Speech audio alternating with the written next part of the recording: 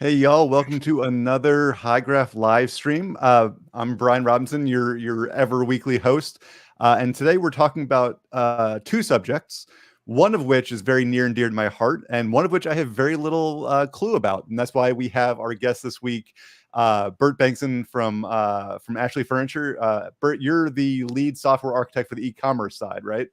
Yeah. Hey guys, it's Bert, lead software architect at Ashley Furniture, and I'm super excited to be here today, Brian, to talk about what we do at Ashley Furniture with rich text and my favorite, I love it, Svelte. So I'm super excited. Absolutely, and I referenced it before. Half of this topic, I'm a huge fan of rich text. Rich text is one of my jams. I love it. I love talking about it. But I think I've written maybe 50 lines in Svelte, and that was specifically Svelte kit, and that was just to fix one of our starters. So I don't know a lot about Svelte, and so I guess let's kind of start. Let's talk a little bit about maybe Svelte for a second, make sure everyone's up to date on what Svelte is, but then we'll talk about rich text and why Ashley and why you care about rich text as well. Yeah, no, so I mean, I think for me, the easiest way to explain it is how Ashley came into Svelte. So when I first came in, we were doing a migration to more modern architecture, right? Like JavaScript frameworks, stuff like that.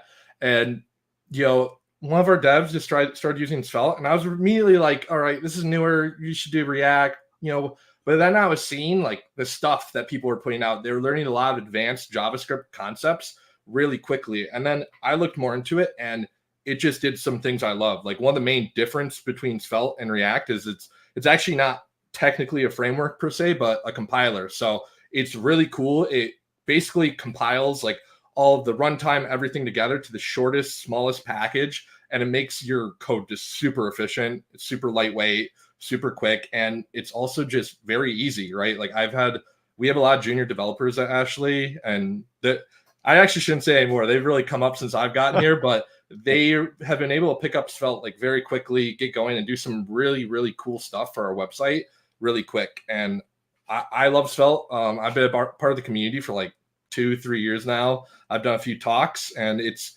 really a cool framework. And I really want more people to get into it, because I honestly think it's better than React, and a lot of people are hesitant to get away from it, but I think you can do a lot of cool stuff in it that React can't. Nice. And I know like a lot of the hesitation sometimes from the React community is going to be around the fact that React has a giant community. But we were talking before the stream a little bit about the closeness and tightness of the Svelte community. Yeah. What can you kind of say about kind of that ecosystem? Yeah, it's a really just tight-knit, cool community. I shout out my friend Scott and from Svelte London. He's had me do a talk there. I mean, the whole maintainers, Rich, Penguin, like really cool guys. I all met them in Sweden, like really cool. And it is just a good community. Like I'm part of like a chat for guys who are doing more enterprise software where we kind of like share like, hey, here's some things we're seeing. Here's some tricks you can do, right, to really help build us all up. And, I really love about the community is just kind of, it's grown and grown as I've stayed in it. We have new Svelte hackathon coming up where one of the prizes for is just contributing to community, right? Like helping upgrade packages to the new Svelte 5, which is a big topic right now. And so, I love the community. It's awesome. And I, last weekend we had Svelte Summit and I felt super honored because they released the new Svelte website, and in the community section, they have like one of the pictures of me from the conference. I was like, oh my God, I'm part of the community now. Sometimes it's hard to remember, like, oh my gosh, like I'm kind of a part of this community. It's like, I always encourage that my developers too, with like, when you kind of use these frameworks, like be part of the community, right? Like this whole rich text render package, like when my devs were just like, oh, I wish we had this package, but it's only in React. I was like, it's pretty easy to just write it in Svelte, maintain it, and then now we have it, right? Have it. Yeah. Yeah.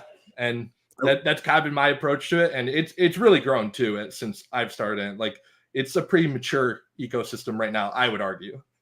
Nice. So I will say there's some fanning happening here. We got Cody just chanting your name in chat, so that's always fun. That's my Cody sits next to me usually at work. Nice. And so one things you said that I didn't think about, but I do want to talk about real fast. You talked about being part of an enterprise like chat, and the funny thing that I've experienced working with a lot of different enterprises is they tend to actually be usually behind the times a little bit. Like I know some enterprises that are still using like old school Angular, and I know some enterprises that are still using some frameworks that maybe are kind of going away. But Svelte, I mean, it's one of the newer frameworks overall. It's been around for a while now, but it's still on that newer side. So it's really interesting to me that there are enterprise folks that are like getting together and talking about Svelte. So I think that's kind of a cool thing to talk about. And it's just one of those things where it's just like, people talk about enterprise software, like, is this usable yet? Is this not? It's just like, as a developer, I just try to deliver. I try to deliver good quality stuff quickly. And, somehow actually it just kind of, the cards fell in the right place where Svelte was the answer. And, we just grew with it. And it's kind of weird, like explain to people how that happens. Cause it's kind of like, we reached a situation where we kind of had to take a crossroads, and this Svelte made sense for that goal of delivering good quality software quickly. And, I guessing like now that it's been out there for a few more years, it's really grown since I've gotten into it. It's just more people are getting into that. And the thing about enterprise software too, is it takes a lot of time, like you got to slowly build it up. And that's been our journey in Ashley. Like we started out with like one Svelte component, and then from that Svelte component we went to another Svelte component. And, I've been here like 3 years now. We've been building Svelte the whole time, but it's like gradual kind of build up where all of a sudden it's like it cascades into now we're all Svelte, right? And I think that's where a lot of people in like the framework enterprise kind of thing, they don't understand that part where it's like, when these new frameworks come out, they got to mature a little bit, and then people are going to start adopting them, and it can kind of be one at a time slowly, Nice. So let's pivot a little bit. Let's talk a little bit about rich text. Now, if you're in the Hygraph community, rich text means something very specific. But if you're not, you might be wondering, like maybe if you're just coming in from the Svelte community, like why are we even talking about a rich text renderer? I write rich text, doesn't it just give me HTML? Can I just put the HTML into Svelte and move on? And I think you and I both know that's not the best way of doing it. So I guess talk to me a little bit about how Ashley uses rich text and why you're going down this route of a renderer. Yeah. So it's when I first kind of came into here, we were talking about content. We were using like Salesforce Commerce Cloud. They were using their CMS Con Manager, but we weren't really using it in the right way. It was a lot of just coding stuff by hand of like H1, H2, and it was honestly a nightmare because these pages, they took forever and there was bugs with them, but we're not developing them. It's content managers doing it. And they're like, oh, we can't even track these bugs. And so, Yep. you know, I think when you kind of run into these problems, a lot of people, and, you know, I get tempted as a dev to do it, is to do like a hard left turn where you're like, all right, you guys can't do anything now, right? And I don't really think that's the right approach. And I always think I used to play esports video games. What I liked about those, right, is you're kind of in this sandbox where there are rules, but you're able to express yourself within that rule set. And that's what I really love about rich text is that, you know, they're not coding, so we don't have to worry about bugs, right? We don't have to worry about a lot of stuff, but they can still express a lot of their creativity that they need to do as content managers through rich text, because we're putting the content to them and we're taking the coding. So that's one kind of way we got to rich text, and one of the things I really love about it. Yeah. So when we're talking generally rich text, we're talking bold, italics, numbered lists, ordered lists, unordered lists, the occasional like other piece in there, but it can go beyond that too, right? Yeah.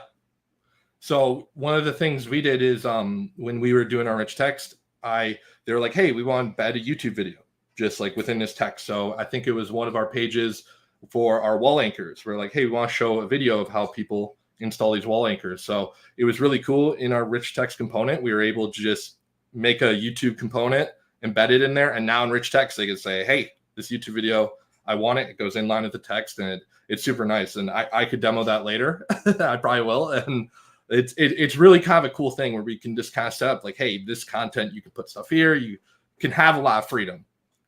Yep. So let's maybe very shortly jump into code a little bit. But first and foremost, if you're not familiar with the way that Hygraph does things, we do have two official rich text renderers, right? We've got a rich text renderer for pure HTML, which I suppose you could probably use in Svelte.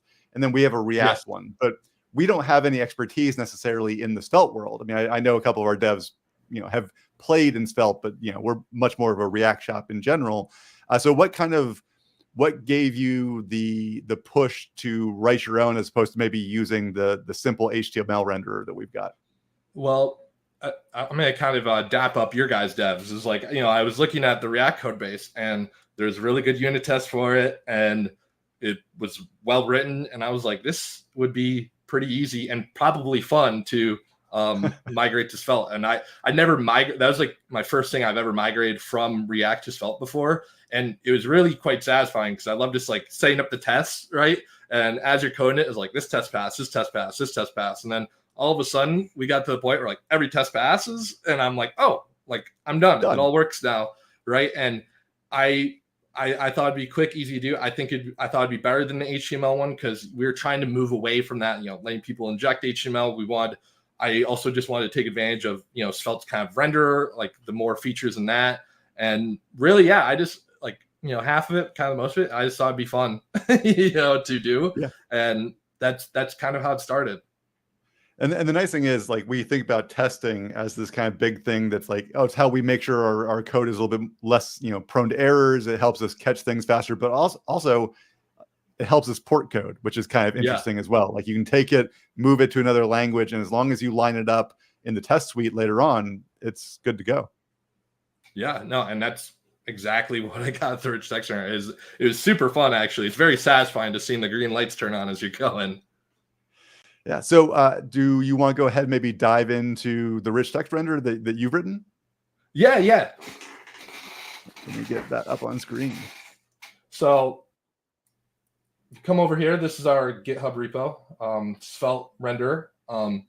So right now, kind of the big topic in the community is I'm actively working on porting this to Svelte 5. I was hoping I could come in with the announcement today. That's Svelte 5, but still Svelte 4 for now. Svelte 5 coming very quickly. I'd love to talk about that later, but basically they launched that yesterday, right? Yeah. So I wouldn't feel bad about not having support today. Yeah. It actually still works in Svelte 5 because Svelte 5 is completely backwards compatible. You're just going to get an annoying compiler error, like warning, actually. So sorry about that. But basically, you come here, it's Svelte port of the Hygraph's rich text renderer. It's same API, same everything as, you know, the React one.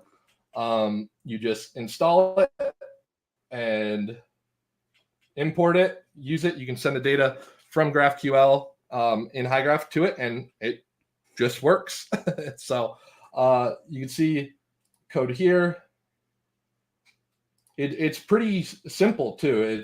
It's really kind of a nice, we just render the elements out. It's very compact, and I found it very efficient. And I would love to show how we use it at Ashley. Could I demo that? Yeah, absolutely. That'd be amazing.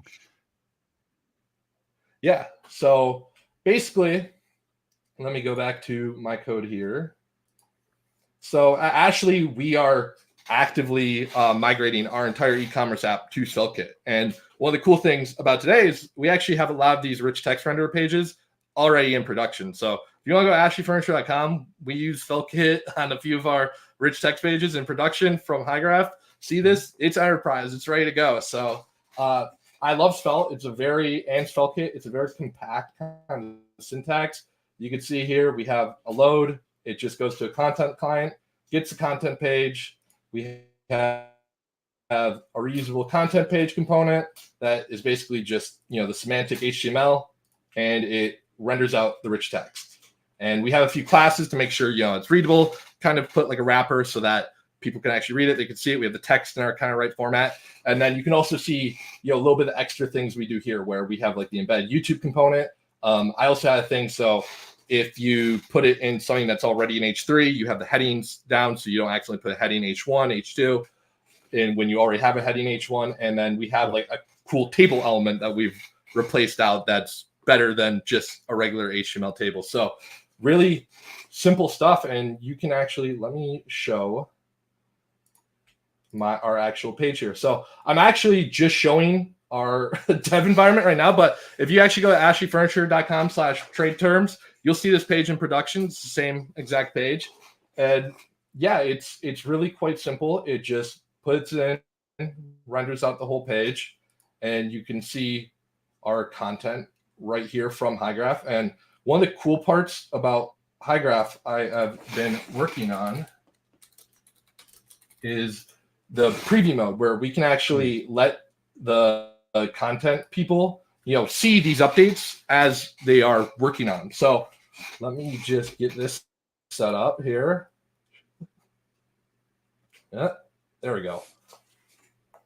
So one of the things I just really love about rich text is you can just come in here. We can give them just a bunch of freedom. They could do italics, bold, all of that jazz. And let me just get this up. I don't know what I did. It's demos. That's what happens. It is always going to fail at. Yeah, I know. I literally had this all set up right before. I don't know I'm like cursed with it too. It always happens. There we go. I don't know. My computer just runs slow too sometimes. It's coming up. But yeah, I really kind of love that part of it is, if someone just wants to come in here, we're like, hey, we want this part to be bold, or we want to switch it. You just hit it up, save it, and I should just got this done quicker. But actually, let me see if we can actually just do this on our other environment. But really, it's a cool component that usually goes pretty quick. Yeah. I have a slow computer sometimes. I'm almost there. It's also your computer's having one of the cool parts too video, like it's a whole thing. Yeah. So one of the cool parts too is just this embedded components part, right? Is so we have these like mattress kind of pages where people can come in, they can put like a YouTube video, just block it, select it, go in there. I think I am finally up and ready. There we go. But let me get so let me just, I think I did it. There you see, folded it up. Yep. Go that. Let me just undo that. You mean your editors don't want that to be bold? I know you're on the dev environment. I don't think so. Yeah, I know. I especially these demos, like I already messed up once now. I'm not doing this on production. Those people, I have a lot of respect for them who like tested in production. I'm like, no way. And you can see quick updates for our content people. I really love that part of it because that's one part too, is like, when we're doing these migrations, I'm like, this is an improvement for you guys, right? Like I'm glad I can do this for you, because before with the SFCC thing, they're coding it by hand. They couldn't even look at it in the way they wanted to see it. They had to constantly like be like, well, we think it works this way. Just being able to see it, quickly update it. And, even just having this freedom, say, hey, like I'm doing this, what mattress to buy question for the FAQ. And, I want to show a mattress on it. You can just come in, bed YouTube, select one of them, save it. And what one did I do? I did which size mattress to buy. Yep. Usually takes me a few kind of refreshes here. Sorry. No worries. I will say one thing, because I want to dig into what's actually happening behind the scenes, but we have a new feature that I think would benefit you from what I just saw. You know how you're converting all the H1s and H2s to H3s? We just launched a new feature that when you have rich text, you can actually limit which rich text options are available. So you could actually turn off H1 and H2 from your implementation. Just so you know, just came out a couple weeks ago. We didn't make awesome. A lot of noise about it, but yeah, it's there. Yeah. Wow. It's awesome streamer. I'm learning stuff too. That's awesome. Yeah. So we're going to integrate that as soon as possible. Yep. Yeah. And you put embedded YouTube videos in. Like, I really love like how we've gone at this, Ashley. And, we've converted like just a lot of these static pages super quickly doing this. And one of the things I love about kind of setting up these systems too is like people kind of, we build it. I kind of know everything you can do with it, right? But I kind of put it out to our content creators, and I'm like, I want to see what you guys could do with it. And at first they're very limited. They're like, it's too limited. I can do this. And as they learn it, they're like, I can actually do a lot. I have actually a lot of freedom here to do some really cool things. I can switch the text up. We have like more kind of complicated components, right? Where with rich text, where they can format things, they can create like hero images, they can create heroes. Like it's been really kind of cool seeing that journey here, Ashley, where we've upgraded our content. We made it like very, I love to say, rich and and see how like our content creators actually like want to fit. So a few hiccups on my demo, sorry about that. But I'm really glad that Ashley let me kind of demo how we do this today, and it's been really fun, and I've been loving it. Of Hygraph, Svelte, kind of working in this awesome ecosystem and seeing how we as a company grow in it. Yeah. Out of curiosity, can you show us the data behind this page? Maybe show us like what the actual rich text looks like, because in Hygraph you can say, "Hey, rich text, give me HTML," but you don't get all the cool features that we're showing off here. So, like, what does the actual data look like when you are pulling this? Yeah, actually, let's see if I can just do this. Let me come in. We're gonna do a little live coding here. Nice. Let me just go page up Svelte. I'll say while you pull that up, Andrew Fortune is saying hi. Hi, Andrew. What's up, Andrew? I'm actually getting married soon, and Andrew is planning my bachelor party. Nice. So shouts out to him. Congratulations, and plan a good one. We also got Isam from our neck. Yeah, we're thinking about going to Harry Potter World. Ooh, nice. So you can basically see here. Ugly. Sorry, I wish I could format really nice, but I thought this would be kind of the nicest way to show it is like how it comes to the page. So you can see here, it basically just comes in raw JSON, right? With the raw children text, each kind of like node, I think element is called in the code, and it renders out. If you want to see kind of a more terse one, like a simple one, you can actually see it in the docs to my rich text renderer, where you can kind of see like, this is kind of the basic pattern of how this rich text data comes out. It's basically an array of nodes with children with node types, and the rich text renderer just looks at that, and it'll take your list of renderers or the default list of renderers that I supply to you and render out each node. So really kind of simple. But it's really nice. It's really kind of a cool thing that we've seen built up here, Ashley. Nice. Can we take a look at maybe how one of those components works? Like how do you go about maybe embedding that YouTube? What's the code look like to do a YouTube embed? Yeah, so it's actually quite simple.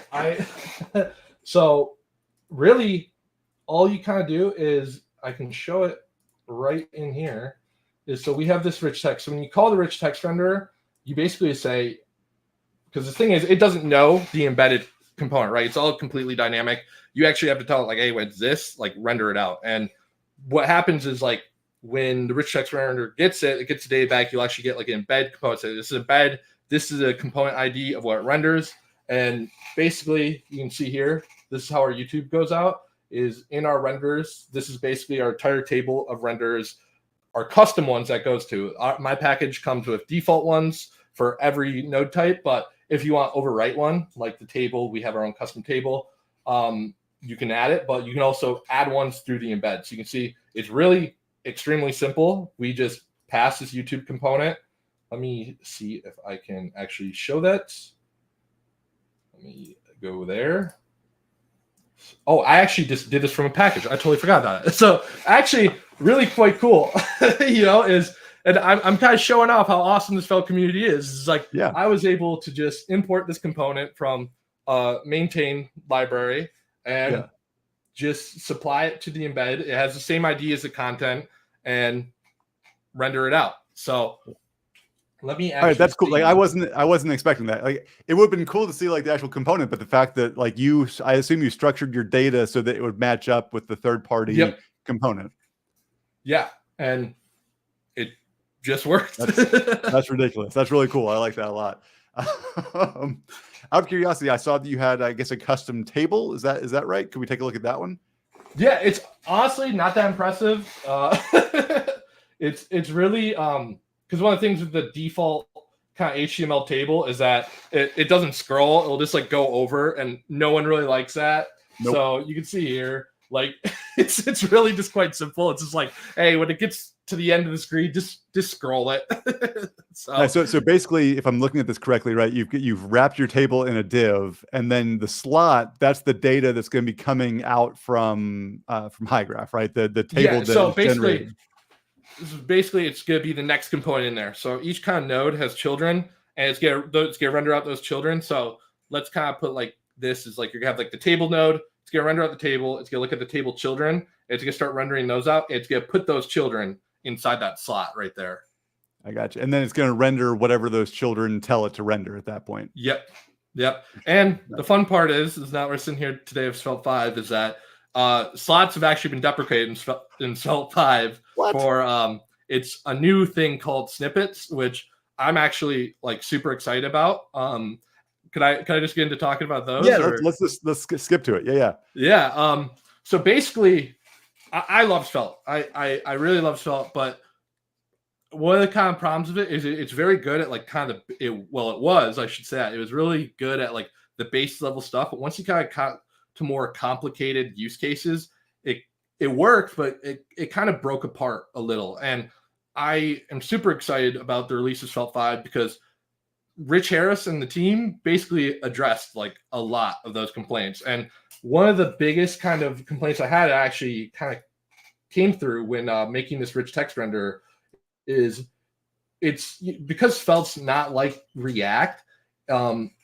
We actually like you can't call a component functionally. You have to import each one. So I forgot I'm actually on my Svelte 5 branch, but come over to my rich text render. You can see here, like I had to just redeclare every element, right? And it's just table row, slot, stuff like that, which isn't terrible, but it's extra code to the package.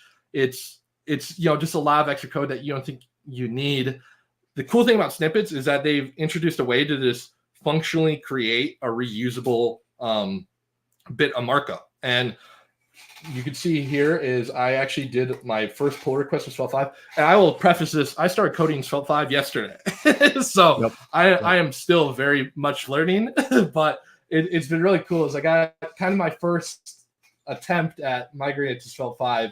And you can see is like I deleted just a ton of code with this because I was able to utilize these snippets to basically reuse a lot of stuff. And I can actually show that right now with my new Svelte 5 one. So you can see here, before I'd have to import each one, I just created one reusable snippet for the element tag.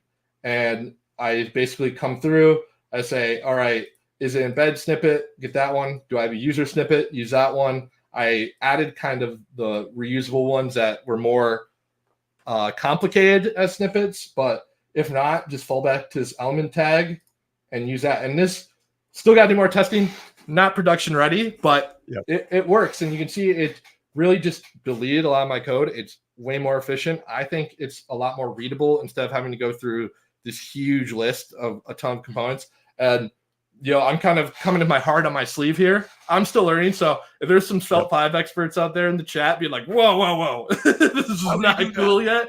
Like, I'm open to that, but I've really kind of loved this new snippets API because it really, for this use case too, helped improve a lot of the code for me. And I haven't got to the end of it, kind of seeing how far it takes me. And we could get it at some point, but there's a lot of other changes with Svelte 5 that I really love. And I wish I could come today and say, hey, this new rich text render is in Svelte 5 today, but I'm working on it as soon as possible.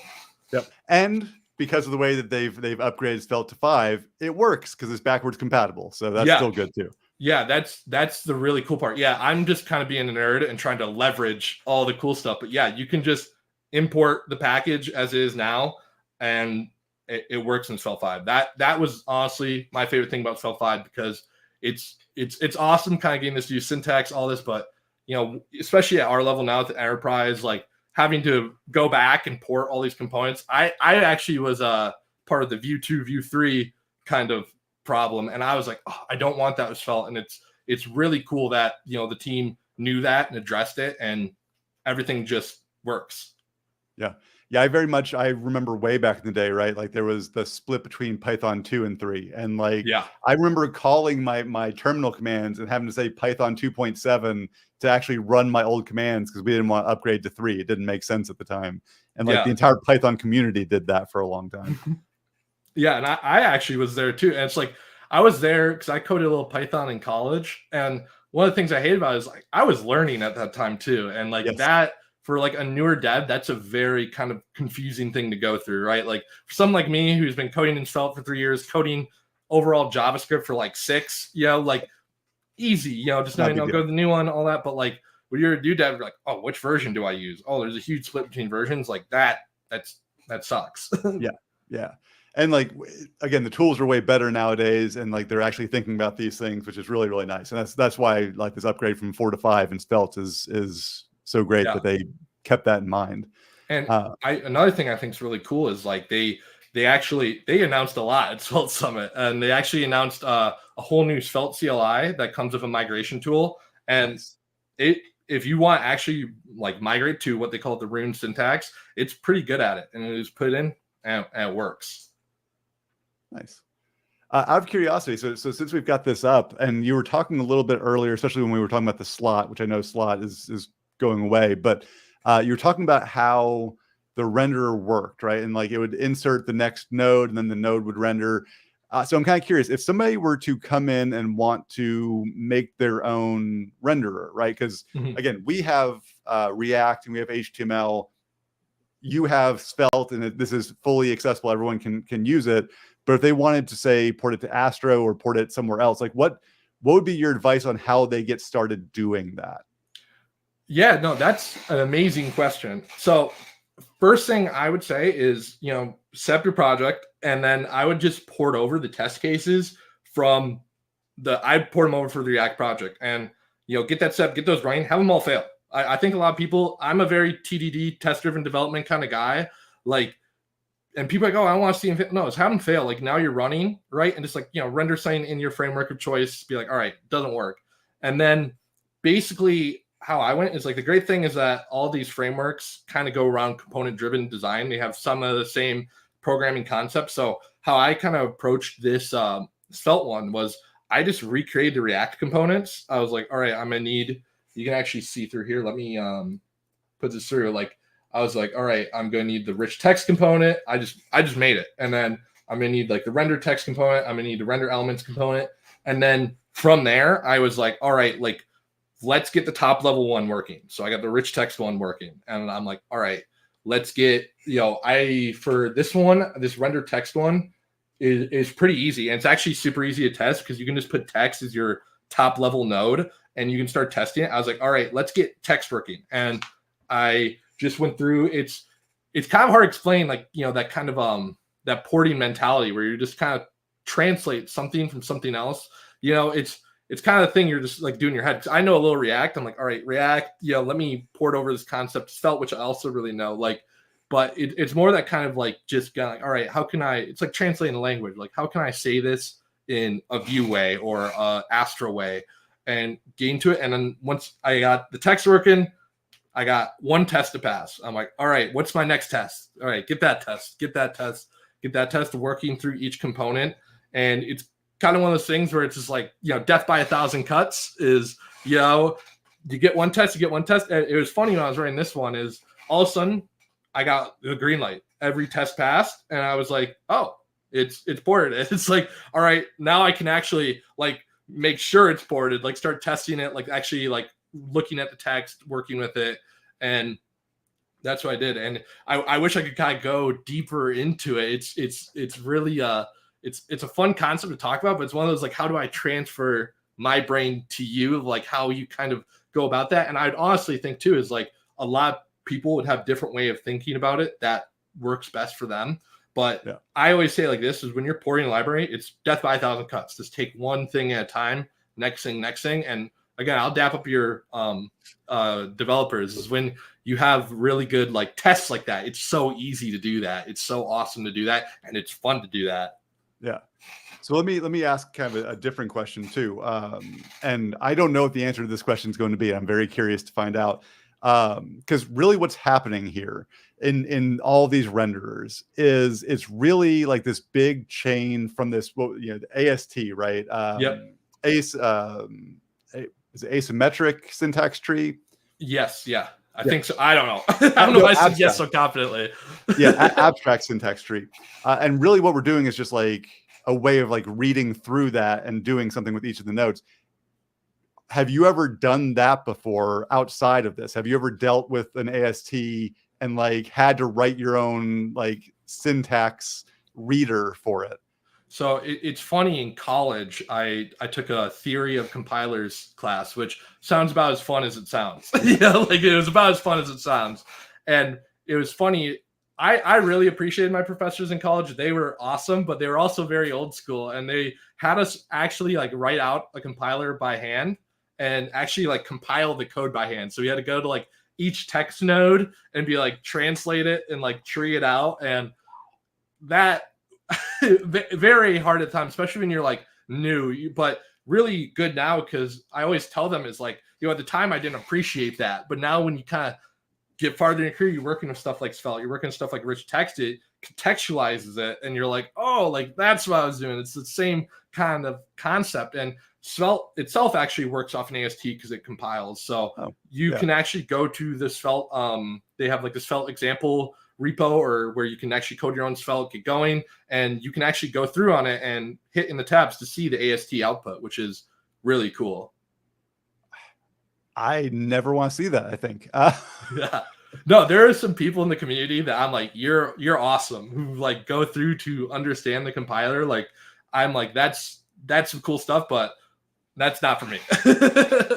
I actually have this theory right now in my head that I've been thinking about as I look at like all the tools out there that exist to solve all these problems and how to fix the problems that we take for granted now required a completely different domain of knowledge. So like to make a really great front end engine like this, right, requires that you understand how to compile the code and like write a compiler for it. So like I couldn't solve that problem. I'm a super front end developer that's going to take these tools and run with them. But like that same kind of thing, or how do you make a great like front end host?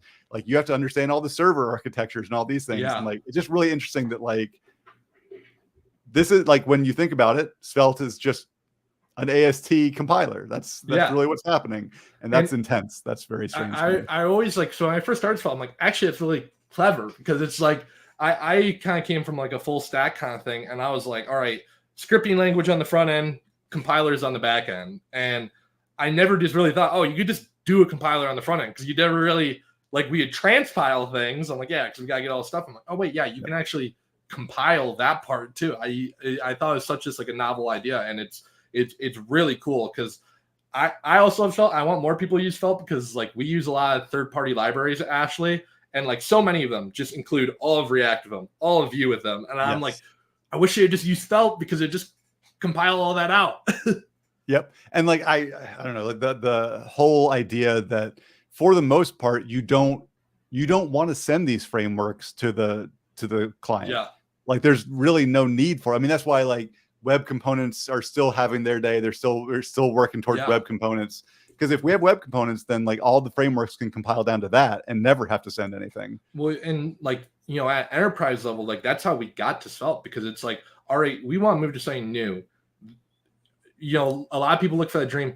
Most companies aren't going to be like, all right, take 3 years, we'll trust you, move it all to React. You know, like that is a very hard thing to get through. And the thing that sucks when you start that on the other frameworks is like, all right, now we got to load all of React, but we're not going to use it. Like we're actually like hurting our customers. That's also a very hard thing to get through.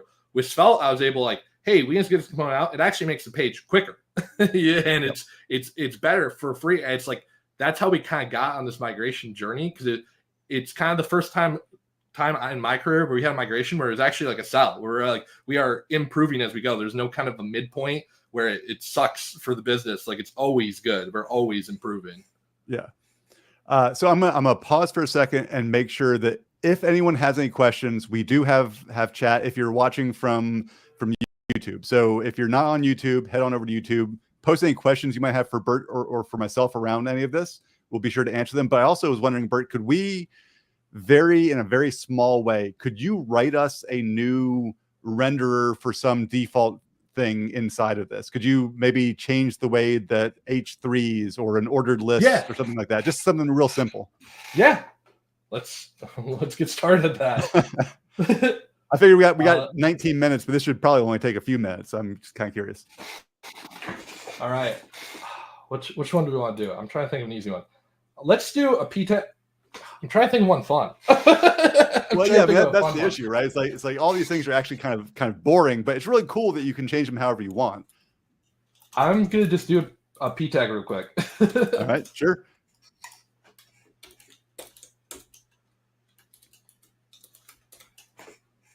You know what? I'll actually be funny a little bit. We could actually just do a marquee. Yeah, sure. We'll just put all of put all of it in marquees so we can see the whole thing. Oh, that's gonna be ridiculous looking. Yeah.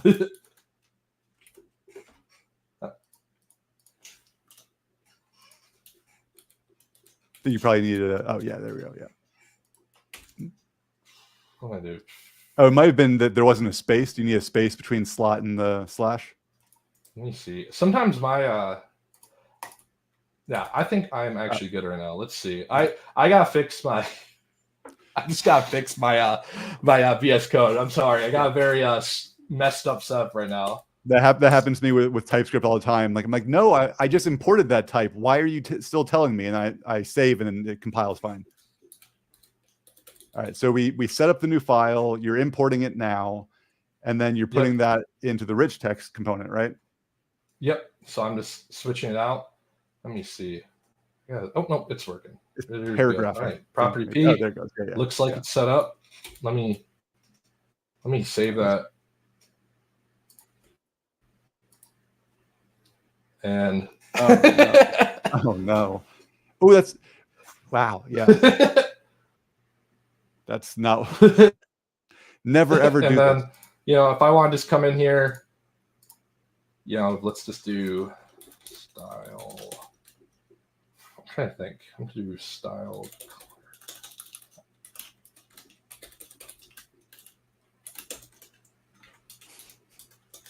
This is the one I usually test with.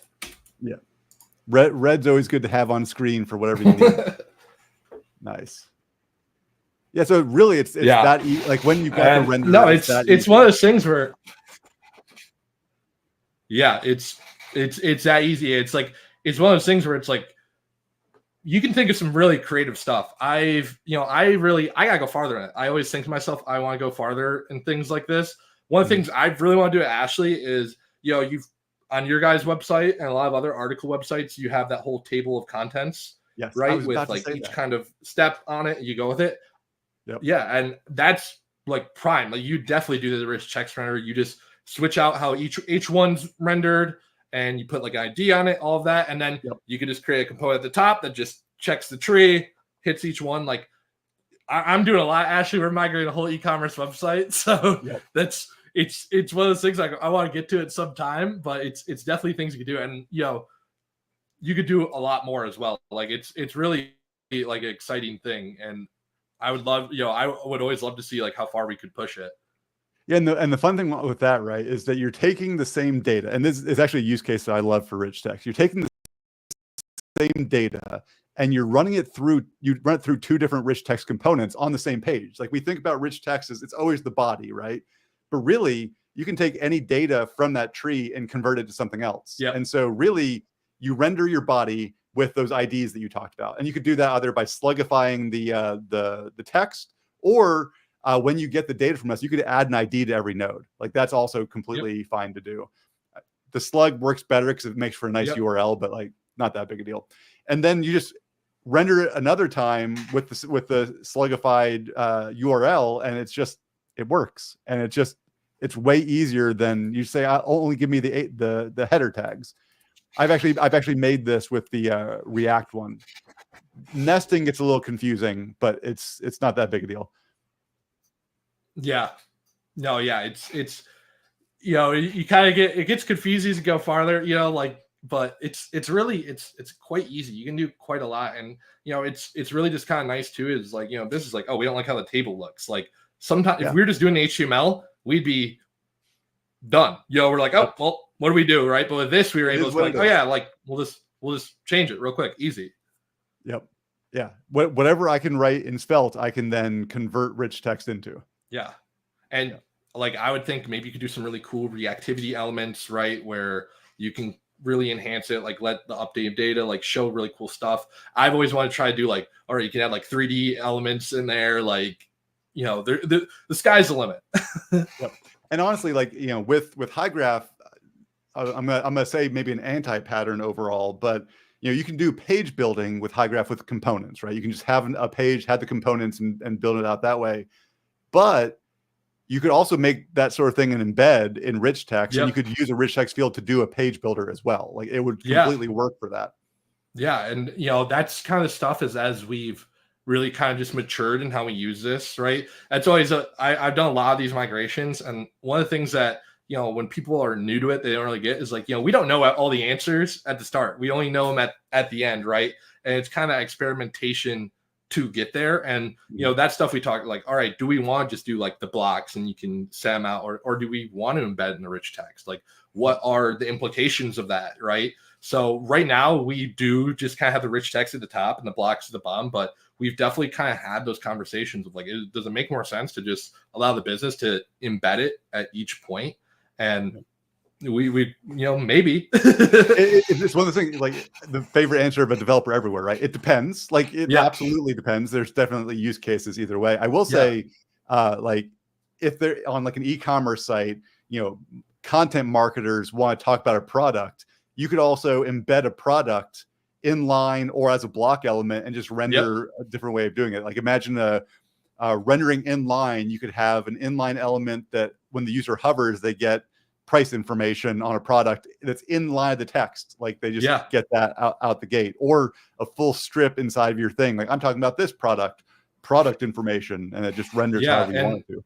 That's really like a big thing in the e-commerce space is kind of that rich content. Like that's from our like PMs, from like our stakeholders, we hear that so much is like, we want like really rich content that get people in the door to buy things, right? Like to kind of have those upsells, and like, it's cool, right, that with Hygraph we can do that stuff, right? And we're still very much at the start of our kind of migration journey, but like you kind of letting the door open here because you called it out, but like that's the stuff we're like really thinking about, is doing stuff like that. We actually have a product schema already with a lot of our products, and we're kind of seeing like how could we reuse the schema put it in places where, right, you can enhance something, right? We can enhance rich text. We can enhance those blocks, right, to get someone in the door for some of our most popular products.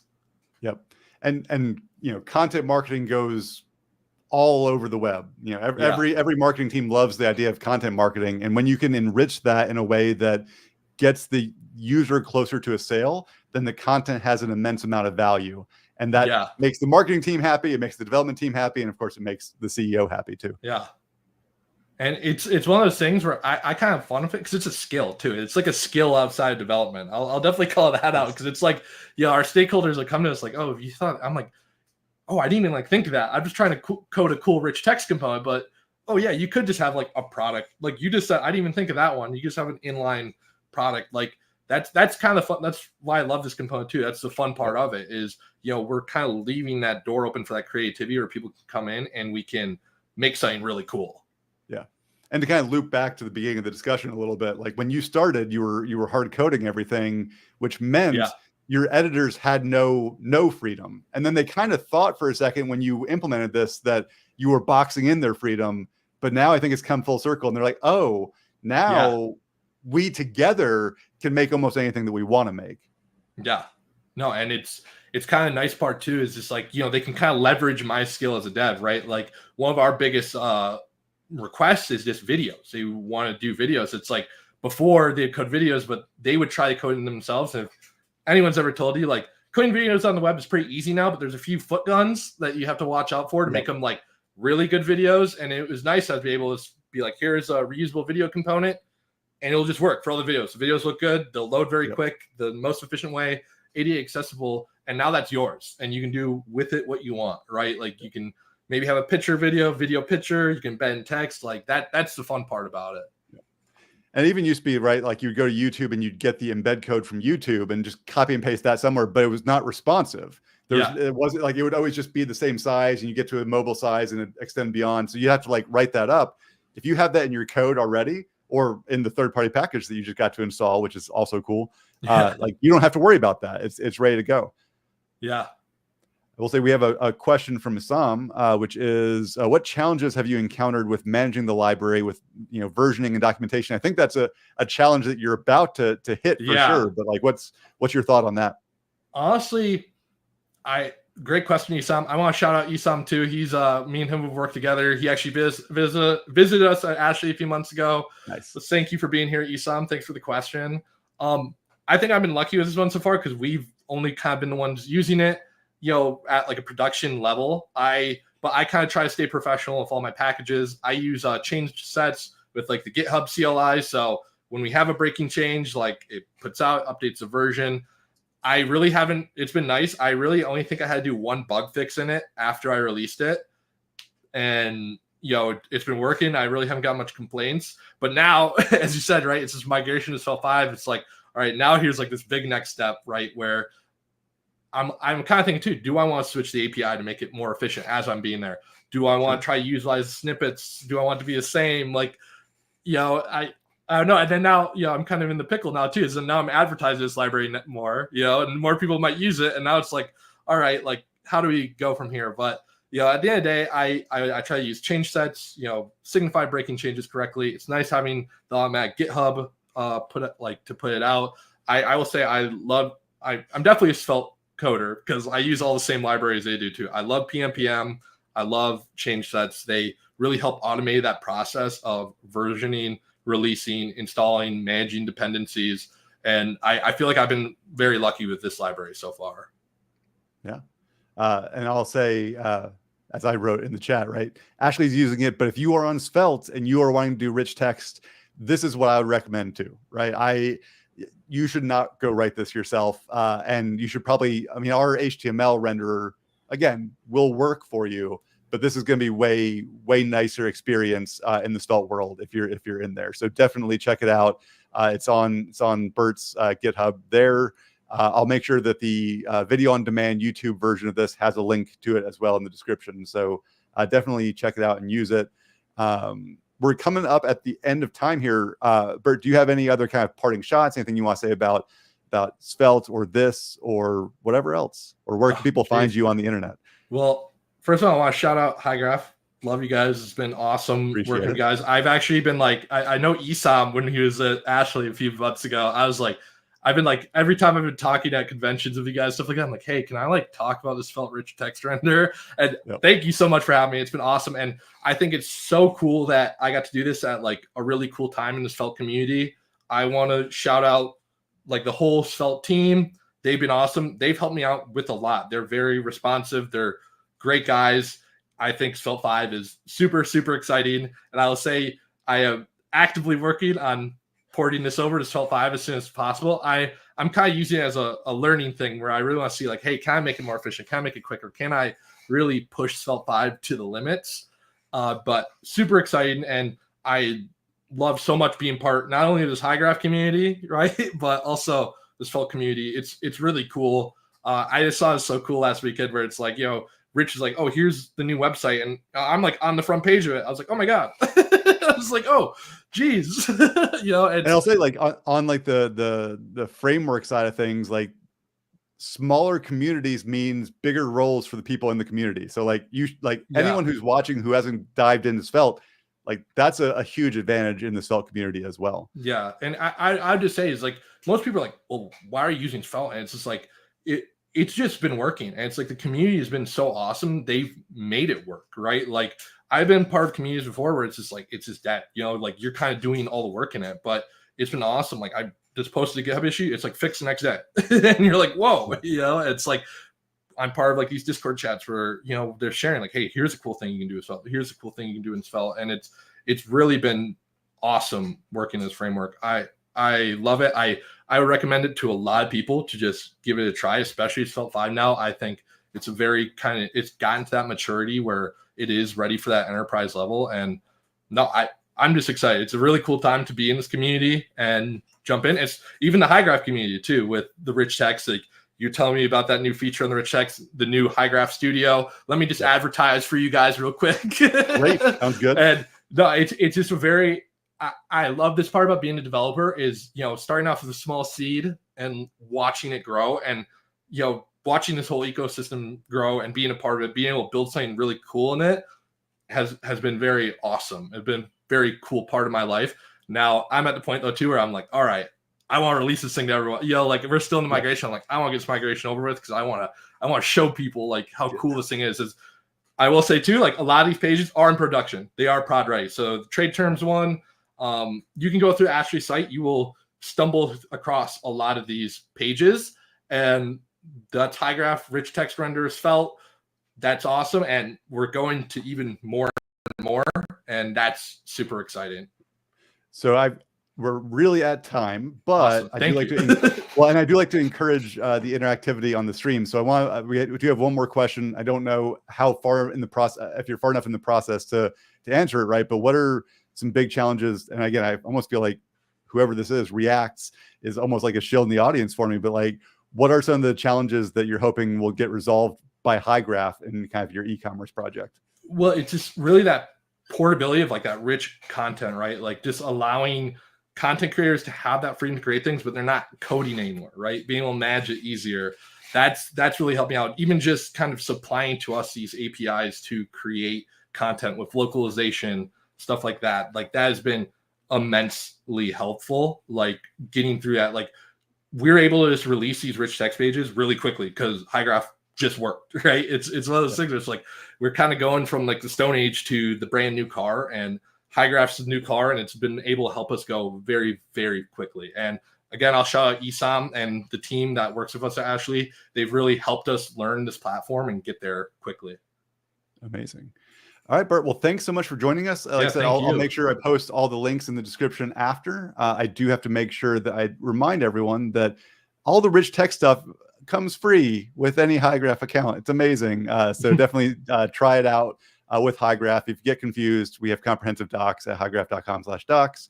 And Bert, where can people find you on the internet?